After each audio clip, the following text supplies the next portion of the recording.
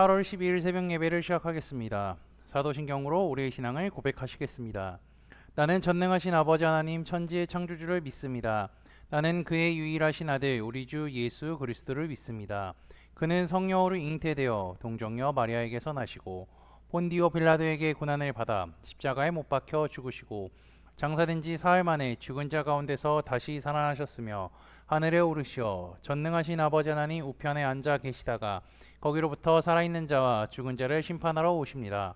나는 성령을 믿으며 거룩한 공교회와 성도의 교제와 죄를 용서받는 것과 몸의 부활과 영생을 믿습니다. 아멘.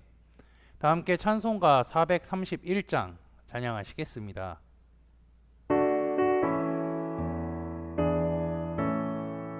주 안에 기쁨인데 주 안에 살자 주 안에 평안인데 주 안에 살자 불안이 연기처럼 스며들어도 주 안에 사는 마음 기쁨 넘치네 주 안에 사랑 있네 주 안에 살자 주 안에 소망 있네 주 안에 살자 검푸른 성남가도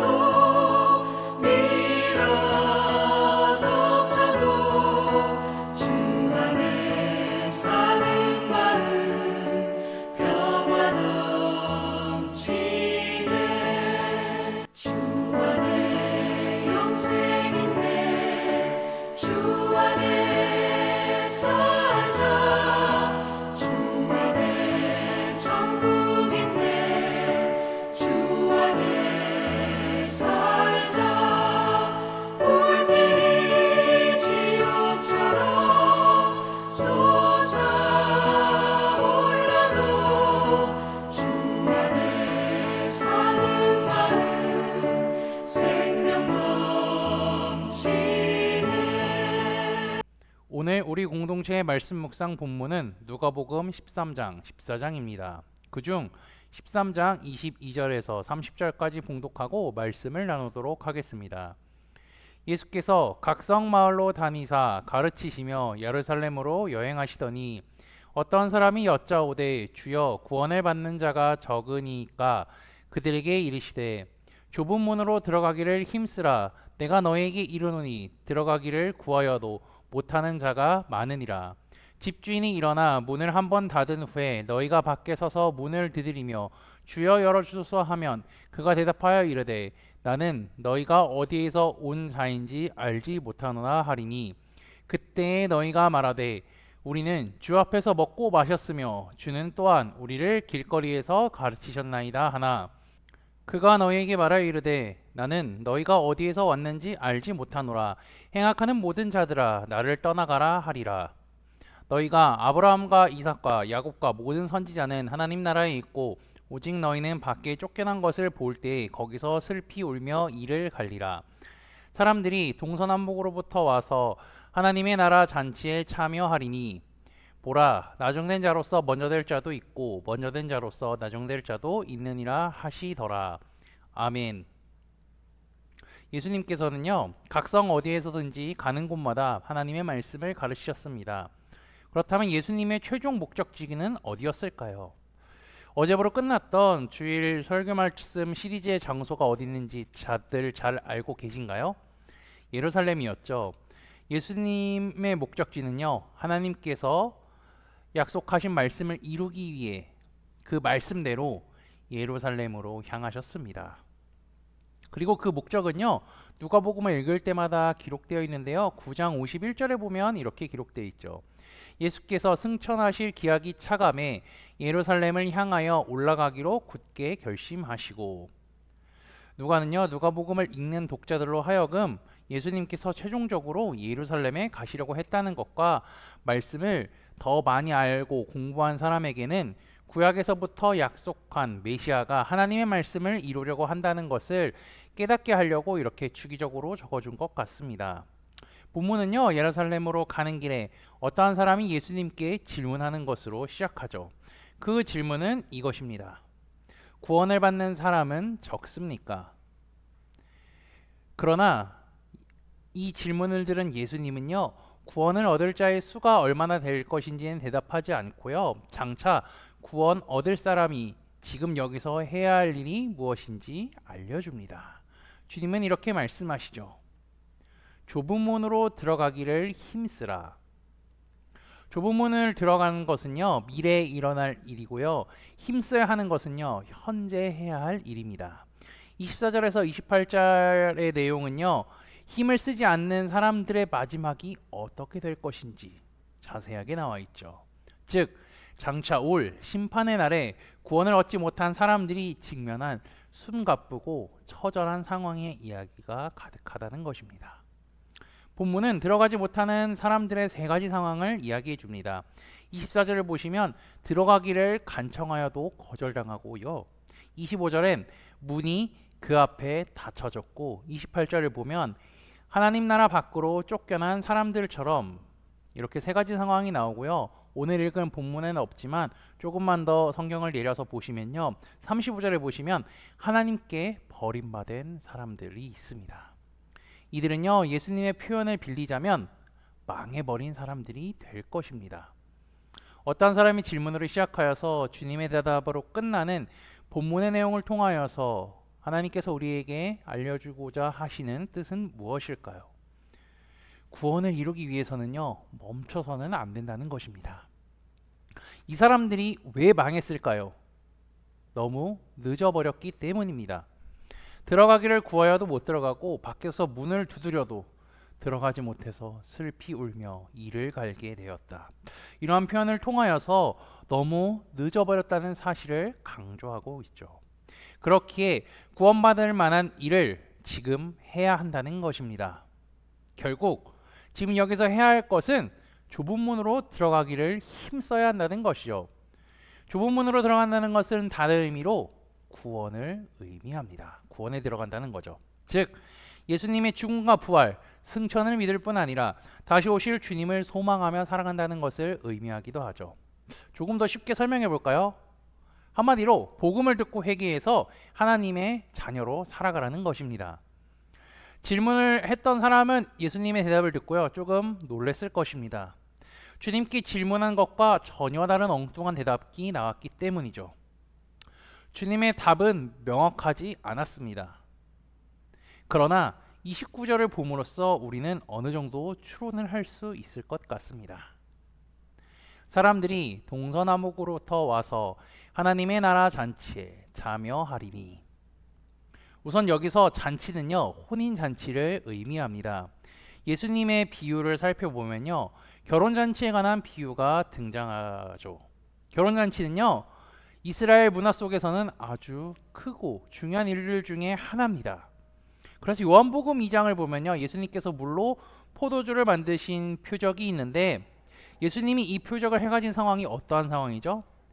가나에 있던 혼인잔치에 꼭 필요했던 포도주가 다 떨어졌을 때 예수님께서 보여주신 것이죠. 이스라엘의 혼인잔치는요, 동네에서 치르는 가장 큰 잔치입니다. 즉, 하나님 나라 잔치에는요, 수많은 사람들이 참여하게 될 것을 의미하기도 하고요, 성대하게 치러질 것을 의미합니다.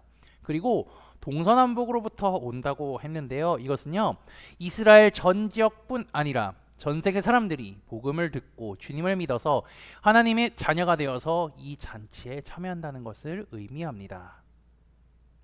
이제 마지막 30절 한번 보실까요? 30절은 의미심장한 이야기도 하지만 이스라엘 향한 주님의 마음이 담겨 있기도 합니다. 보라, 나중된 자로서 먼저 될 자도 있고 먼저 된 자로서 나중될 자도 있느니라 하시더라. 먼저 믿은 게 중요한 게 아닙니다. 나중에 믿어도 상관없습니다. 다만 주께서 다시 오실 때까지, 또는 우리의 생명이 닿을 때까지 주님을 끝까지 믿는 것이 중요한 것입니다. 이스라엘은 먼저 믿었지만요, 그들은 믿음을 버리고 타락했습니다. 말씀을 사모하며 살아가는 것이 아니라 말씀을 통해 자신의 이득과 명예를 취하고 배부르는 데 집중했습니다. 주님은 이스라엘이 마음을 돌리고 회개하여서 구원을 얻기 위해 힘써야 한다고 말씀하고 계시죠. 13장 앞에서만 보더라도요, 회개하지 않으면 망할 것이라 말씀하셨습니다. 그리고 12장을 보면요, 바리새인의 외식을 조심해야 하고 목숨과 몸을 위하여서 염려하지 말라고 하셨으며 주께서 언제 오실지 모르니 깨어 준비하고 기도하라고 말씀하셨습니다. 주님은 믿음의 길을요, 좁은 문으로 표현하여서 이곳에 들어가기를 힘쓰라고 합니다. 믿음의 길은 쉽지 않습니다. 어렵습니다. 먼저 믿은 이스라엘이라 할지라도 예수님이 눈앞에 있는데도 믿지 못합니다. 예수님의 말씀을 듣지도 않고요, 만약에 듣는다 하더라도 깨닫지 못합니다. 그만큼 믿음의 길을 계속해서 걸어간다는 것은 쉽지 않습니다. 하지만 이 믿음의 길을 계속해서 걸어가면 어떻게 될까요? 하나님 나라 잔치에 참여하게 될 것입니다. 거기서 주님을 만나게 될 것이고요, 주님과 영원토록 살게 될 것입니다. 오늘 말씀을 기억하시며 다시 오실 주님을 소망하며 끝까지 믿음을 지키며 살아가는 코너스톤 믿음의 형제자매들이 되시기를 주님의 이름으로 축복합니다. 다 함께 찬송가 430장 찬양하시겠습니다.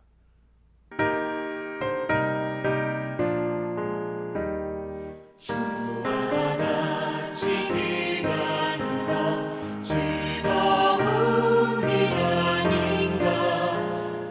우리 주님 걸어가신 발자취를 밟겠네.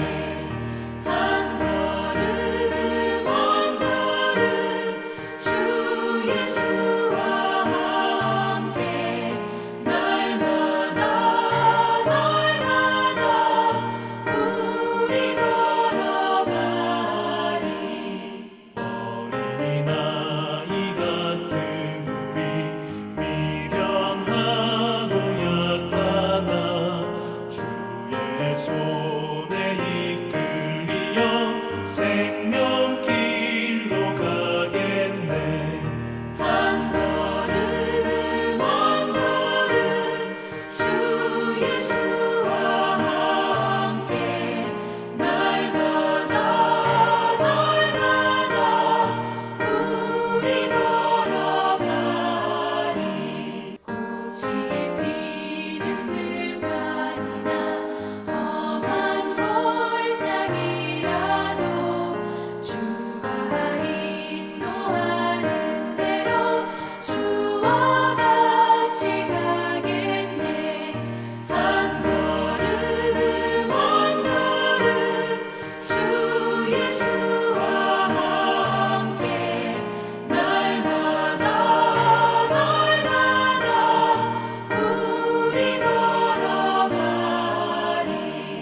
옛사랑 지자의 것같이 우리들도 천국에 들려 올라갈 때까지 주와 같이 걷겠네.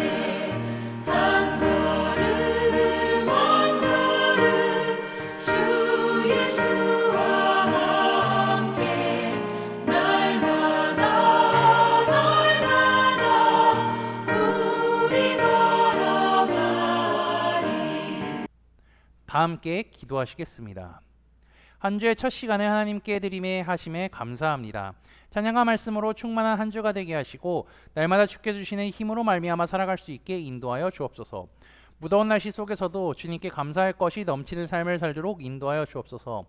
지난주일 말씀을 기억하며 기도합니다. 거룩한 성 새 예루살렘은 과거의 것은 없어지고 전하다른 성읍이 되었다는 사실을 깨닫게 하시니 감사합니다.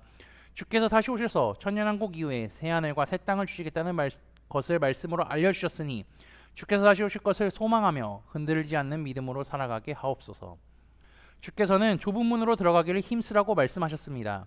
믿음의 길은 절대 쉽지 않고 끝까지 걸어가기 어렵지만 우리 하늘을 함께 하시는 주님의 손을 꼭 붙잡고 걸어가게 하시고 끝까지 걸어간 자들에게는 하나님 나라 잔치에 참여하겠다 말씀하셨으니 그것을 소망하며 한 걸음 한 걸음 걸어가게 인도하여 주옵소서.